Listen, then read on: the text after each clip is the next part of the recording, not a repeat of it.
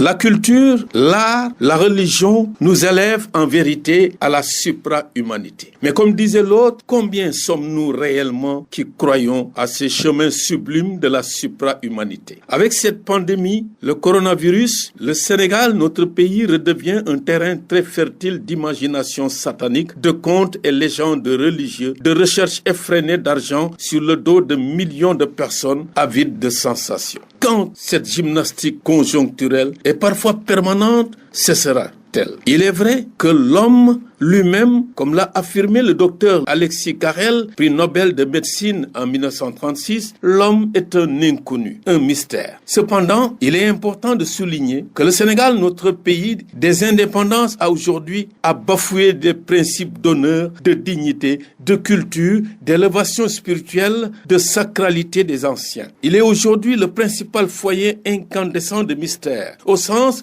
où la facilité règne en maître, régent tout notre univers. Les ignorants étant au début et à la fin de toutes nos démarches pour l'essentiel. L'ignorance étant en effet le socle fertile incandescent où notre peuple bâtit son avenir. C'est aussi une des raisons pour lesquelles le savoir est désacralisé. Les différents services éducatifs, sanitaires, judiciaires, administratifs sont banalisés, confiés et ou occupés très souvent, traités avec une mentalité de fonctionnaire, c'est-à-dire en arrière-plan uniquement le salaire. Rien que le salaire, sinon on casse tout. Le sens du dépassement, du don de soi, de la rigueur, de l'humilité, de la projection dans le futur, de la surqualification est rangé alors au vestiaire, sans autre forme de procès. Ce qui semble plaire, il faut l'avouer, à l'autorité, qui se complaît dans cette attitude sommeillante du citoyen docile, qui se contente de peu, ne s'inscrivant jamais dans la perspective d'une remise en question de sa présence dans notre société. Ainsi se construit